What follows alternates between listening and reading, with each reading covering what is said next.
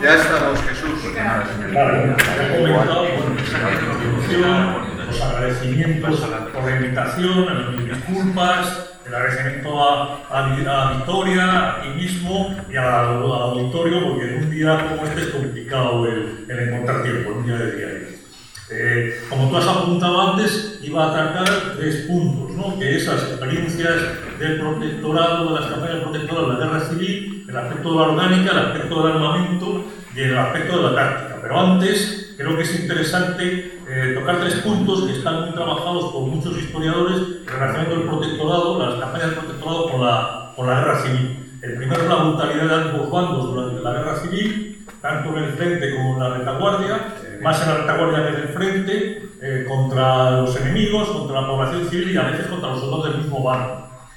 La teoría de que los militares africanistas, por sus experiencias, pues tenían una especie de germen que les inclinaba hacia la violencia y la falta de respeto al poder civil. Y el tercer punto sería que si las tropas africanas, Franco no hubiese vencido en la guerra civil. Comentaba que hay 2 libros respecto al primer punto, vamos a ir varios, pero estos 2 yo los considero los más característicos, que es El abrazo mortal de Sebastián Balfour y La guerra que vino a África de Gustavo Merín, ¿no? Es cierto que la guerra civil fue brutal, pero si repasamos la historia española del siglo XIX, con todas nuestras guerras civiles, tanto las carlistas como las guerras de independencia de los virreinatos y de las milicias ultramarinas, violencia hay por todas partes. He tocado aquí 3 puntos, que es el decreto de Simón Bolívar, antiguo oficial del ejército español, declarando la guerra y muerte, en el cual los españoles, y además hacerse la separación entre españoles y canarios, tienen la muerte a no ser que actúen en beneficio de la independencia de América, y que en cambio los americanos, aunque sean culpables, tienen la vida, y que esto dio lugar a una represión tremenda contra los realistas, y que los realistas respondieron con la misma represión y asesinatos, crímenes y ejecuciones contra los independentistas. La ejecución de Juan Martín Díaz, del empecinado, ¿no?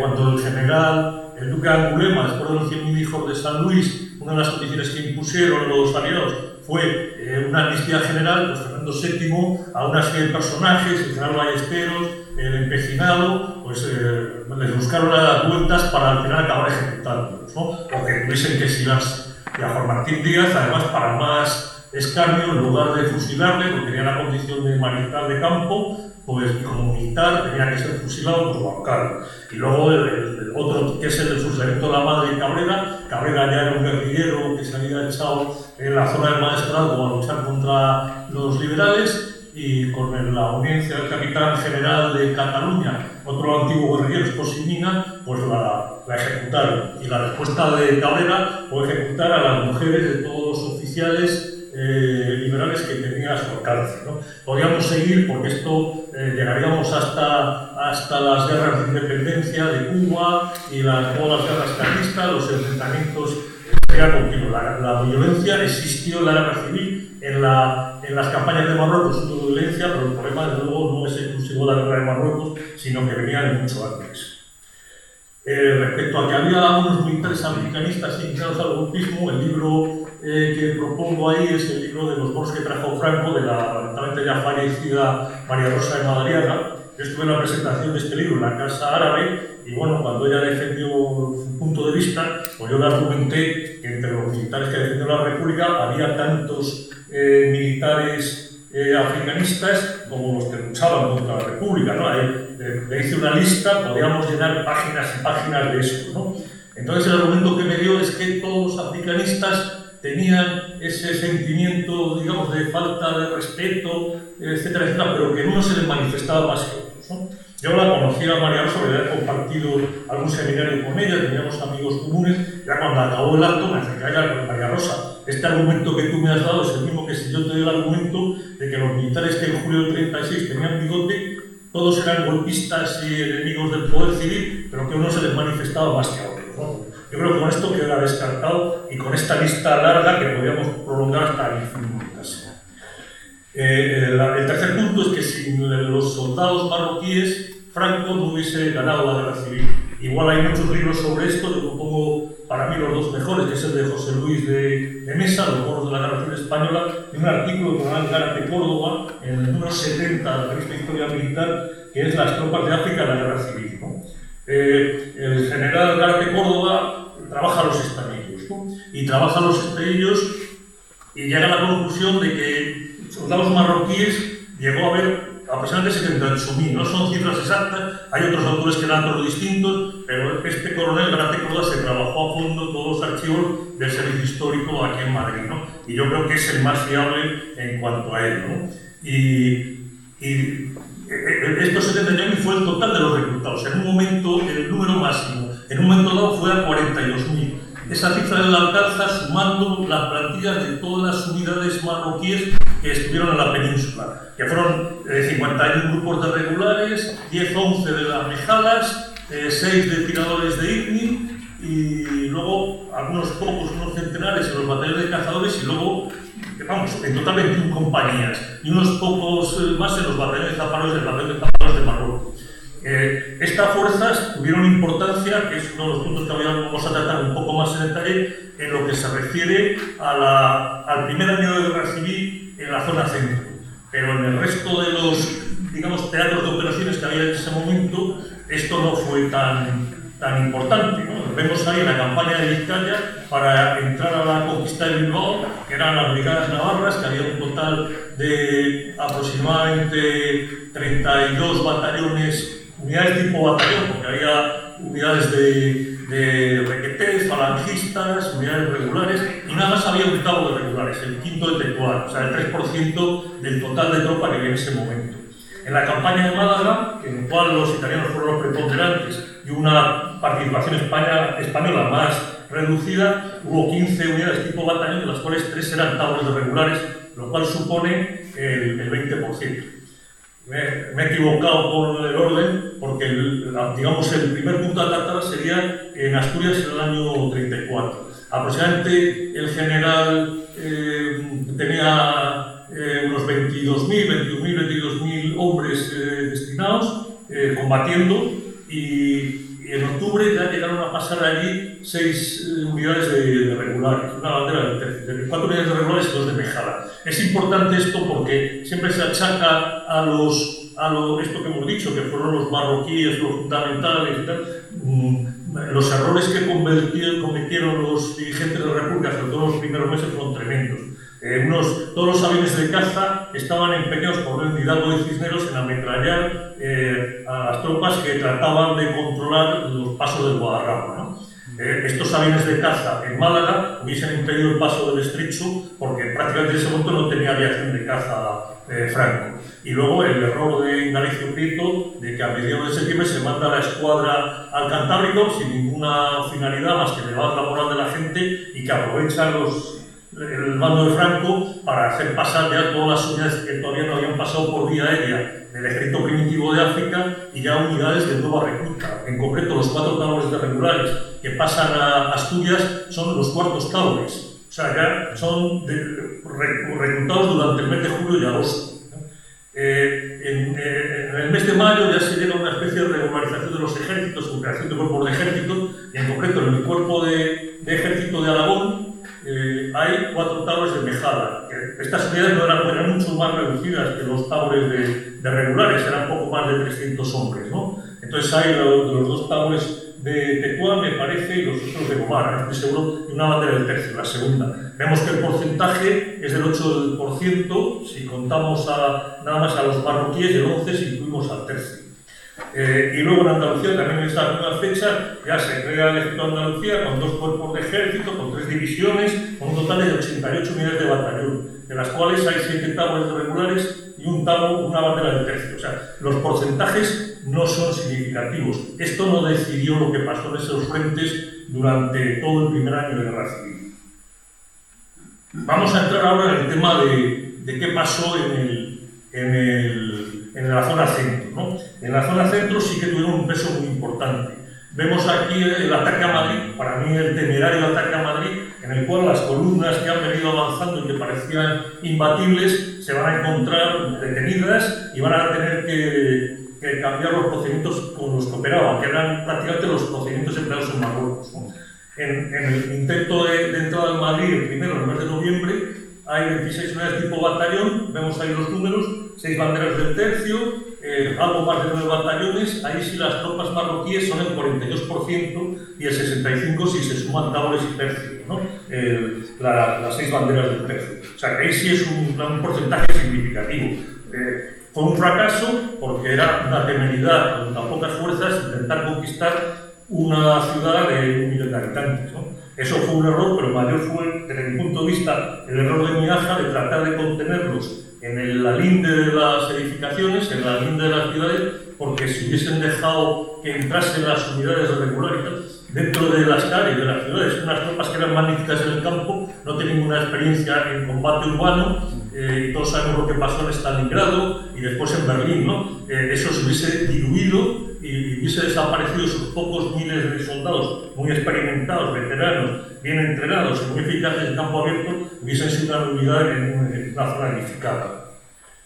Después de esto hay una serie de intentos de ampliar el frente, porque si vemos esa diapositiva, la que creo que tenemos ahora, hay una cuña que es la ciudad universitaria, pero hay otra cuña que es la casa de campo. Entonces se va a intentar hacia el oeste, en la parte izquierda del despliegue de la casa de campo, digamos, adelantar las posiciones para evitar que el enemigo haga lo que parece razonable, ¿no? Que es cortar la casa de campo, ¿no? de la zona de campamento. Hay una serie de intentos, el primer intento, que es en el finales de noviembre, el 21 de noviembre, pues hay relativamente pocas unidades. O sea, esto es una confianza y un desprecio de las capacidades del enemigo tremenda, porque prácticamente no logran nada. Hay otro intento, ya en diciembre, entre el primer intento y el segundo, hay otra reorganización. El alto comisario, que era el general Orgaz, que era el alto comisario de Marruecos, pasa a la península y en la nueva organización se crea lo que se llama la División Reforzada de Madrid, que luego veremos que es un cuerpo de ejército, ¿no? Y Orgaz, al poco de llegar, ya trata de esto que se hizo a finales de noviembre y que tuvo relativamente poco éxito, pues ampliarlo y tratar de una línea que llegase por la Villanueva del Pardillo, Majadahonda y tal. No lo logran, hay que esperar, como no lo logran, pero ya es una participación grande. De los 10 unidades tipo batallón se pasa a casi 40, se ha bajado un poco el porcentaje de tropas marroquíes, porque es que ya ha aumentado la recluta de los regimientos peninsulares, ¿no? Ya en esta operación ya están los 8º batallones. Normalmente los batallones tenían en arma 2 batallones en arma, los regimientos tenían 2 batallones en arma, y ahora hay regimientos que ya están llevando 8 batallones, ¿no? Entonces disminuye el porcentaje, no ha disminuido el número de tropas marroquíes, pero sí el tanto por ciento. Y luego el tercer intento, que es, bueno, ya avanzan desde más al oeste, abriendo en la zona donde no estaba tan endurecida la defensa republicana, y las envuelven, que era un procedimiento que había usado en Marruecos, pero vamos, ya se dan cuenta que Madrid no se puede tomar de frente, ¿no? Y que por la zona norte ya está muy endurecida el frente del Ejército Popular y que hay que cambiar de zona, ¿no? Entonces se llevan a la zona del Jarama. El objetivo de esta batalla era muy ambicioso. La idea era tratar de llegar a Alcalá de Henares para, si no cerca al Madrid, por lo menos dejarlo completamente incomunicado de Levante, que es donde llegaban los recursos alimenticios, bueno, y de todo tipo. Esto va a dar lugar a un combate de encuentro, porque simultáneamente a las preparaciones de las tropas de Orgaz, el ejército de la República también tiene el propósito de operar en el mismo sector. Entonces hay un combate de encuentro con sangriento, posiblemente sea el más duro, si no el más duro de la guerra en algunos momentos, ¿no? Y la participación de tropas marroquíes es importante, ¿no? Es prácticamente el 42% o casi el 60% si se incluye el tercio. Esto queda en tablas. Franco y Orgaz, Franco al final dice que aquí no queda nada más. O sea, todas las unidades que estaban todavía medio instruidas, una muy, no sé cómo llamarlo, folclórica, ¿no? Que es la bandera, la 15 bandera de la Legión, que era la bandera irlandesa, que no estaban todavía instruidos. Fue un desastre el resultado de operar aquí con ellos, ¿no? Llegan a empeñar a todas las unidades disponibles, ¿no? Ya hay un momento de estabilización, de equilibrio, y yo creo que en este momento Franco ya decide que por aquí no, Madrid no se va a conquistar así y que lo primero que tiene que hacer es limpiar el norte. Entonces, toda la Legión Cóndor, toda la aviación de la alemana y la mayor parte de los aviones españoles, incluso algunos italianos, se van al norte para apoyar la ofensiva que se está desarrollando en Vizcaya para conquistar Bilbao. Poco después está, que ayuda también de una manera indirecta, la ofensiva italiana de Guadalajara, que todos sabemos cómo terminó y que hubo algún tímido intento desde el Jarama de apoyarla, ¿no? Pero no había capacidad, las unidades estaban agotadas con cientos de bajas. Entonces, este frente ya va a permanecer estable hasta el final de la guerra. Yo que me he pateado aquella zona, hay frente del Pindarrón, lo que es uno de los sitios, una elevación donde hubo algunos de los mayores combates, hay en la zona republicana trincheras cavadas en la roca, ¿no? Bueno, ¿cuánto sudor y cuántas horas han pasado esta gente para cavar estas trincheras, además largas, ¿no? Y claro, nadie se ha molestado en tapar, porque tampoco es una zona de un valor agrícola destacable, ¿no? Y luego Franco ya se olvida de la zona centro y el ejército, la aviación, se va al norte, ¿no? Se va a acabar con Vizcaya ya se ha tomado, Vizcaya de Bilbao ha caído, y ahora lo que está intentando Franco es conquistar Santander, que va por orden, de este a oeste, ¿no? Y la República, en esa primavera, en la primavera del año 37, va a hacer varios intentos de ofensivos, ¿no? Han creado un nuevo ejército. Tienen un ejército relativamente bien dotado, ya las academias de oficiales en campaña, como os decía, hay suficientes oficiales, otra cosa que estén bien cualificados, pero los hay, y van a hacer varios intentos de ataque, ¿no? Hay un primer ataque en abril, la Cerro Garavita, la pequeña entidad que no da lugar a nada. Hay otro el 31 de mayo al 4 de junio en La Granja, con la idea de llegar a Segovia, pero el fundamental es el de Brunete, ¿no? En el cual hay una serie de objetivos tácticos que demuestran la falta de confianza de los mandos republicanos en sus tropas, ¿no? Porque había un objetivo máximo, que era llegar hasta Navalcarnero y cortar la carretera de Extremadura, que es donde llegaban los recursos a las tropas que estaban en frente de Madrid, y otro de menos, que es avanzar unos cuantos 20 kilómetros y mejorar las posiciones, ¿no? Y ver si se pueden volver algunas de las tropas nacionales que han ocupado en la tercera batalla del corte de la carretera de Madrid, Majadahonda, La Roza, Guadilla, etc. El sistema que empleaba el Ejército Nacional aquí es el mismo que se había usado en Marruecos, en algún momento de la campaña de Marruecos. Unas ligeras guarniciones, en concreto había 2 banderas de falange, aquí en mi pueblo, en Villanueva de la Cañada, la segunda bandera de Sevilla, y un batallón que estaba en Villanueva del Pardillo.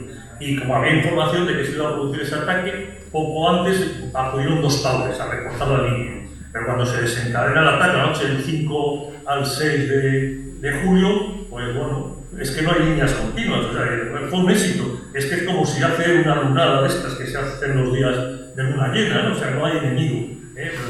Estaban concentrados en los núcleos urbanos. Villanueva de la Cañada va a aguantar todo el día 6, y Jorna va a aguantar algún día más, que era donde estaban los batallones, perdón, las banderas, y el que se aguanta bien es el Nuevo del Pardillo, que hay un batallón. Vamos, los 2 tabores de regulares se han distribuido por toda la zona, y bueno, el secreto era que estas unidades mantuviesen la resistencia a toda costa sin ir a retroceso y tener preparada la intervención rápida de unidades de reserva. El cuerpo de ejército tenía una primera división de reserva, que es la división Barrón. Había otra división que se había organizado en el protectorado, que tenía 3 brigadas y había 4 unidades de regimiento, no eran brigadas. Y tenía 8 batallones reclutados de batallones de cazadores de África, que eran soldados peninsulares, la mayoría de ellos canarios y gallegos, y 4 tabores de regulares. Pero esto ya debe ser el 6º o el 7º. Llegaron a reclutar 11 o 12, ¿no? los grupos de regulares. Y luego hay otra división que se llama de Guadarrama provisional, en el cual, que la manda el general Asensio, estas son unidades sacadas de las reservas de las otras unidades del cuerpo ejército, en el cual son 14 unidades del tipo batallón. Bueno, ahí vemos los porcentajes, son significativos, sobre todo la división Barrón, ¿no? Es la que va a cerrar la penetración hacia Villanueva de Carnada. Las otras lo que van a hacer es mantener el río Perales al oeste y más o menos el río Guadarrama al este, pero los que van a cerrar el paso hacia Brunete, hacia la Nacional Quinta, son la División Marrón, que es la división del Cuerpo de Ejército, en el cual no había más que 2 batallones de tropas peninsulares, ¿no? Vamos a pasar a lo que apuntábamos antes de la orgánica, del armamento y de la táctica.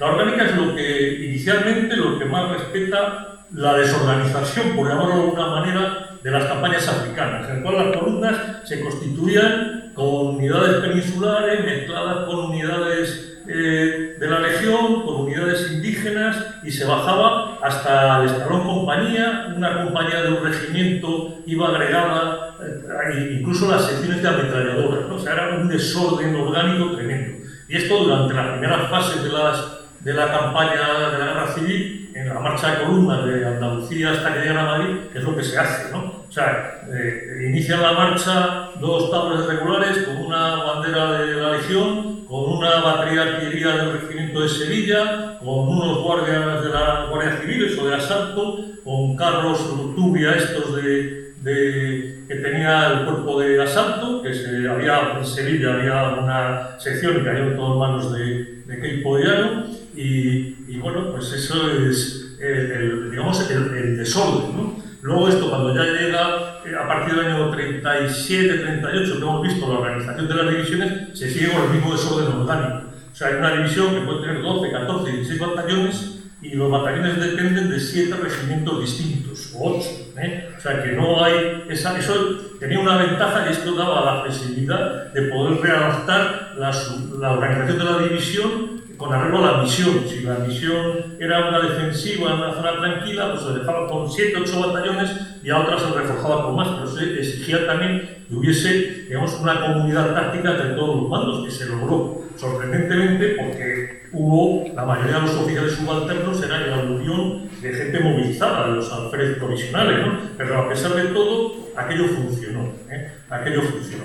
Si pasamos al tema del armamento, que creo que es la diapositiva que tenéis ahí en este momento, pues prácticamente el armamento que se usa en la Guerra Civil es el que se ha usado en las campañas de Marruecos, ¿no? Hay las piezas de artillería, pues la única que es de finales de los años 20 y principios de los 30 es el Obús Vicker, está el carro Bilbao, está el carro Trubia, que bueno, eran modernos, pero tampoco eran mucho mejores que los Renault, ¿no? El Breguet 19, que sigue siendo el avión de reconocimiento bombardero ligero, que tiene 11 años, se estrenó en el verano del año 25, los aviones de Renoir, y bueno, están como más modernos, que tampoco es que sean una maravilla, los cazas, los Leopard 52, que estaban superados por todos los aviones de otros países, y los Fokker de la escuadrilla colonial, y había algunos en Madrid también, pero que estos eran unos aviones de transporte que se utilizaban como bombarderos, pero no eran aviones de combate. Había planes para adquirir aviones, los Mountain Bomber y los cazas nuevos, y que era el modelo inglés, el Vicker, pero esto no se llega se adelanta, digamos, la guerra se adelanta a esta modernización del ejército, que era obra del anterior ministro de la guerra, ¿no? No me recuerdo el nombre ahora, pero no, de un gobierno todavía de la CEDA. Vamos a pasar a las tácticas empleadas en Marruecos, ¿no? En Marruecos, digamos, son 12 años de campaña, 18 años de campaña. Entonces aquí se van variando las tácticas, ¿no? Hay una línea divisoria para mí, que es el desembarco de Alhucemas, y luego, bueno, también hay, dentro de la primera podemos hacer una división antes y después de Anual, ¿no? Entonces, antes de Anual, el sistema que se seguía defensivo es que se establecían una serie de puestos que los que decían dónde se instalaban eran los caídes de las cávilas amigas. No tenían ningún interés táctico, no estaban enlazados ni por el fuego ni por la vista, y eran fácilmente atacables en burbillos, ¿no? O sea que en un momento dado se les atacaba, rápidamente se sabía que iban a acudir a rescatarlos o a reforzar las columnas de tropas digamos, de otras posiciones, y bueno, lo que se hacía es que se les bloqueaba y todos los flancos se les atacaba y se les creaban montones de bajas. Lograsen llegar o no lograsen llegar, porque esto lo marco como antes de Anual en la zona este, en la zona de Melilla, pero en la zona oeste, en la zona de Ceuta de Tetuán, se siguió empleando durante más tiempo, ¿no? Y hay el ejemplo de Coma d'Arsa en el río Lau, que costó muchísimas más bajas el lograr rescatar a la guarnición de la posición del número total de gente que había en la posición, ¿no? Es un sistema nefasto, ¿no? Que se dio en anual y en la zona oeste, que se siguió manteniendo hasta el año 24, pues los resultados fueron los mismos. Antes vamos, a partir del relevo del general Burguete, que es el que sustituye en el año 22, con todo el pleito del expediente que le hacen al comandante general, etcétera, etcétera, pues Burguete, que tenía muchas ideas, ¿no? Va como alto comisario y sustituyó a Berenguer, y ya le dice, no, esto de posiciones aisladas, no, hay que hacer una línea de posiciones con sus avanzadas, etcétera, etcétera, que si no se puede enlazar por el fuego, pues al menos se enlacen por la vista y tener grandes núcleos de reserva, de tal manera que cuando el enemigo ataque, nosotros lo respaldamos. Este sistema funcionó, O sea, hay dos combates, Tiziaza y Tifaurín, que hubo montones de bajas por parte española, pero que las posiciones no cayeron y que los rifeños tuvieron tantas o más bajas que los españoles. El sistema funcionaba.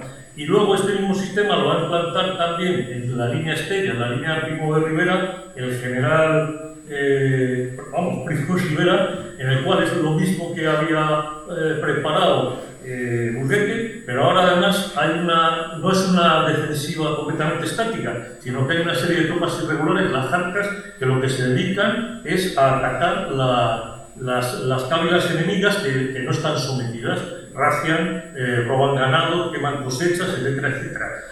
Todo esto ahora mismo nos parecería espantoso, pero eran los procedimientos habituales en la guerra. Y en cuanto a la ofensiva, antes de anual, pues igual el sistema consistía en que se avanzaba hacia el objetivo, las unidades partían de una serie de campamentos, se alcanzaba el objetivo, una vez alcanzado el objetivo se replegaban al campamento, en la marcha de aproximación eran atacados los flancos por la guerrilla y en el momento que se replegaban volvían a atacar la posición que habían conquistado las tropas españolas y perseguían o no a las tropas que habían instalado la posición. El ejemplo es Albarrán, ¿no? Por ejemplo, en el cual se llega allí, no hay apenas oposición, algún fuego de hostigamiento y tal, se instala la posición, en el momento que se retiran aparece el enemigo por todas partes. Y luego la defensiva después de Alhucemas es, bueno, hay más tropas, hay más dinero, o sea que uno de los problemas que tuvieron Silvestre y Berenguer es las limitaciones económicas, pero era frase de Napoleón, la guerra se gana con dinero, ¿no? Entonces se han equipado mejor las unidades, hay material nuevo, hay fusiles ametralladores, se aumenta el número de ametralladoras, más material de fortificación, etcétera, ¿no? Entonces esto ya, en el desembarco de Alhucemas, aquello se crea un campo atrincherado que era invulnerable, ¿no? Si el enemigo atacaba, pues unas grandes barreras de artillería y los núcleos de reserva si es que era necesario. Después de Alhucemas, la ofensiva también varía. Esto lo cuenta muy bien el general Godet en su libro Marruecos, las campañas de planificación, ¿no? Se opera en frentes amplios. Antes eran columnas que convergían en un determinado punto, pero no tenían enlace entre sí. Ahora son frentes amplios, las que van acoladas, hay preparaciones, ¿no? Y luego las unidades avanzan simultáneamente, con lo cual los flancos de unas quedan protegidas por los de otras, ¿no? Pasamos ya a la guerra civil. En la guerra civil hay una primera parte que yo considero el primer año y no todo, pero que sí es interesante marcarlo, en el cual son la marcha de las columnas desde Sevilla, o en Aragón, o en Asturias, en menor medida. Asturias era un terreno totalmente distinto. Las tropas progresan, las tropas de Franco, la columna de Franco, progresan por la vía de conducción, por las carreteras, generalmente con camiones. Cuando llegan a un pueblo que hay enemigo, fijan al enemigo y lo envuelven. Esto, con los rifeños y los yemalíes, con los marroquíes, no se podía hacer porque ellos no se dejaban fijar. En el momento que el enemigo era más fuerte, desaparecían, ¿no? En las últimas campañas ya no, porque otro de los, desde mi punto de vista, otro de los grandes errores de Adelgrin es que consideró que podía hacer una guerra europea y perdió todas las ventajas de la guerra irregular que le proporcionaban el no enfrentarse de una manera directa, o sea, empleaba el típico sistema de guerra irregular, de guerra de guerrillas, asimétrica, como le queramos llamar, y el momento que se hizo con la artillería de los españoles, con la artillería de los franceses después del desastre que tuvieron en el año 25, con mucha munición, tenía un montón de desertores de la legión extranjera, alemanes, de la legión extranjera francesa, que asesoraban. Entonces, el gran error es que en Alhucemas quiso hacer una guerra europea. Entonces, claro, puso a sus rifeños, que antes, en el momento que había fuego de artillería o el enemigo atacaba en fuerza, se dispersaba, los dejaba fijos allí bajo el fuego de la artillería de la legión española, que era muy superior, ¿no? Los milicianos no se dejaban fijar, la mayoría caían prisioneros, pero abandonaban las posiciones y algunos escapaban, ¿no? La defensiva a partir del año 38, en el cual ya la artillería hay 3.000 y pico piezas, ya hay 90 divisiones, es decir, hay un ejército gigantesco. Pues la defensiva sigue el mismo sistema que se había utilizado a partir de Alhucemas, la última diapositiva que hemos visto, ¿no? En el momento que el enemigo ataca, barreras de artillería, las posiciones están tan fortificadas que aunque haya núcleos de reserva, la mayoría de las veces no son ni necesarios. En el año 39, por no alejarnos de la zona, mientras estaba la ofensiva en Cataluña, como una manera de liberar la presión en Cataluña, hubo una ofensiva aquí en la zona de Oriente, que lo único que tuvieron el ejército popular fue bajas, es que no avanzaron ni 100 metros, o sea, porque ya las posiciones estaban sólidamente establecidas, con línea triple alambradas, con campos de minas delante, con rollizos, con sacos terreros, los búnkeres que se habían construido en la retaguardia de la línea, con la idea pesimista de que el enemigo lograse romper esta primera línea y que por lo menos quedasen interrumpidas las comunicaciones de carretera, ¿no? Los búnkeres que hay entre Villanueva la Cañada de Ponente o a la salida de Villanueva de la Granada de otro camino, en fin, la carretera de Quijorna, todos estos, supone que esto ya era invulnerable, o sea, ya no se podía romper una línea de estas. Y la ofensiva a partir del año 38 pues es igual que hemos visto antes, tanto en Marruecos, pero ahora además se tiene la ventaja de que hay muchos medios mecanizados y que no estamos operando en África con malas pistas y tal, sino que hay ya de comunicación. Entonces hay un libro que lo describe perfectamente, que es de un inglés, Peter Camp, legionario en España, que él cuenta una operación de estas en la campaña de Aragón, que estaba en una bandera de la legión, y como con una compañía de carros se lanzan a toda velocidad por una carretera, dejando atrás a las unidades enemigas, ¿no? Entonces, bueno, esto igual, hay la preparación, las unidades que además no solo actúan en frentes amplios y actuadas una a otra, sino que tienen unidades para reiterar esfuerzos, pues es necesario, y luego la reserva, pues una reserva que está sobre ruedas y con unidades de carros que pueden realizar la explotación del éxito, ¿no? Entonces, las conclusiones, bueno, los 3 puntos que hemos tratado inicialmente, yo creo que están claros. La violencia no es exclusiva de las campañas marroquíes. El tema de que los militares africanistas tenían una especie de virus o germen que les impulsaba a la violencia, ya al atacar, no respetar el poder civil. Yo creo que ha demostrado que los había en un lado y en otro, igual que los había que no habían sido africanistas, que estaban en el lado de la República y también en el lado de los alzados. Y que, vamos, ahí se pueden estudiar 1000 razones, ¿no? Para mí una, en muchos casos, sería simplemente la situación geográfica, ¿no? Y luego,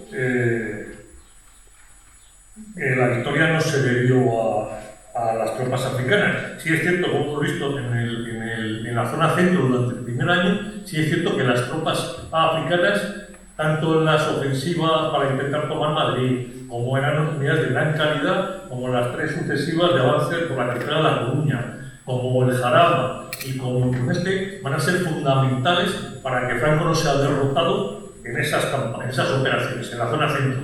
Pero eso no quiere decir que, aunque hubiese sido derrotado, el resultado final de la guerra hubiese sido a favor de uno o a favor de otro, ¿no? Quedaba en duda que hubiese pasado en el final de la guerra, ¿no?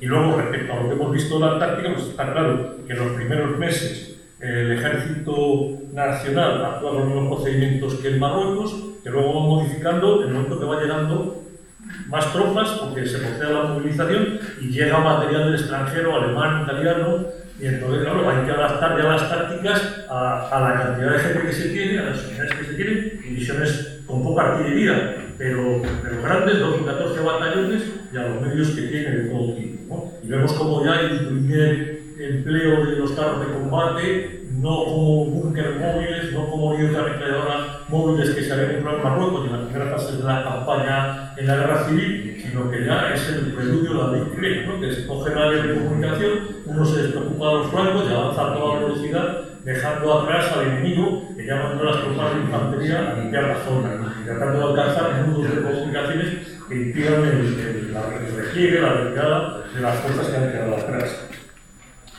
Muy bien, Jesús, muy bien, muchas gracias.